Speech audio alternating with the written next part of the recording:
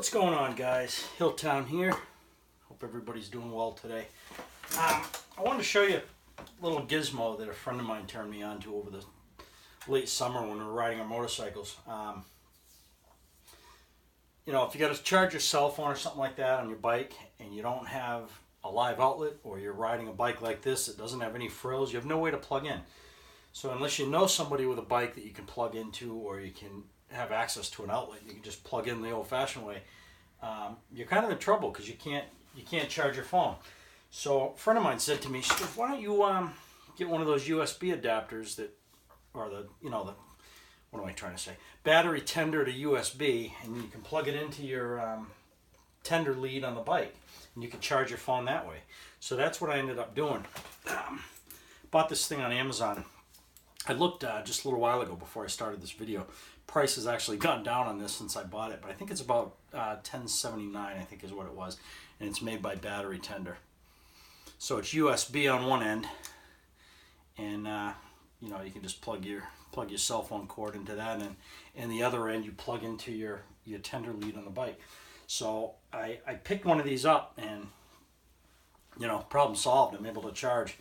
I wouldn't recommend you charge it while you're riding. You might lose your cord or your phone or both, but it's great for when you're parked at a campsite or something you need power.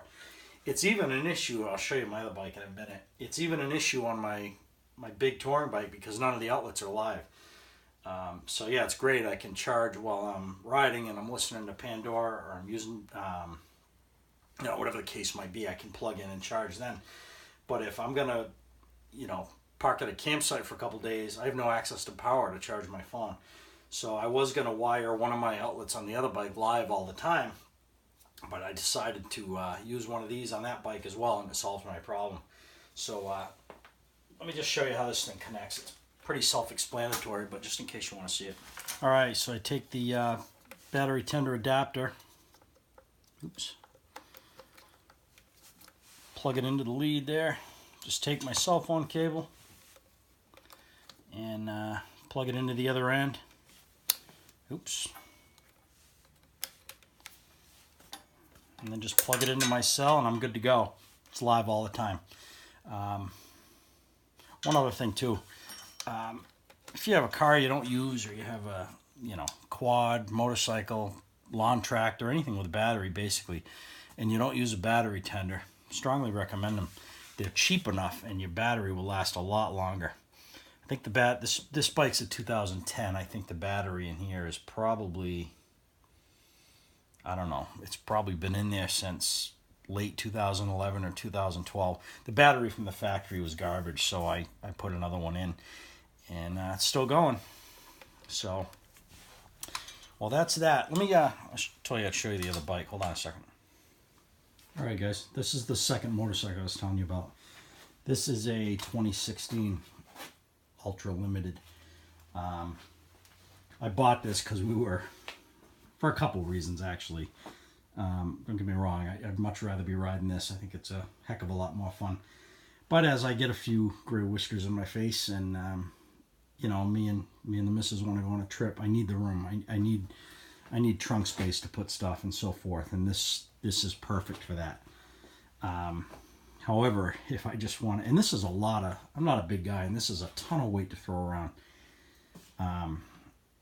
You know, once you're moving it, it might as well be a feather. But when you're stopped in traffic or manipulating in city traffic, this thing's a tad over 900 pounds, and it's a lot to maneuver. But anyway, getting off topic. As far as power sources on this one's got a 12-volt power source here that you can plug your cell phone charger into. It's also got a USB power source here, and it's got power in the trunk right here, another 12-volt source. But I run into the same issue on this motorcycle, and that is none of those power sources I just showed you are live unless the bike's running. So if I'm camping for a weekend or something like that and I want power, I don't have it unless I turn my ignition on. And I don't want to leave my ignition on for an hour, 2 hours while my cell phone charges. So I picked up one of those battery tender devices I showed you, and I'm using it on this bike as well, one of the adapters, and it works real well. So anyway, that's the deal. All right, guys, well, that's it for today. Hopefully you found this useful. Probably the whole world's heard about this thing. It was new to me, and I thought it was kind of neat, helped me out. I figured it might help somebody else out, so I'd share it. Anyway, thanks for watching. Enjoy the rest of your week. We'll talk to you next time.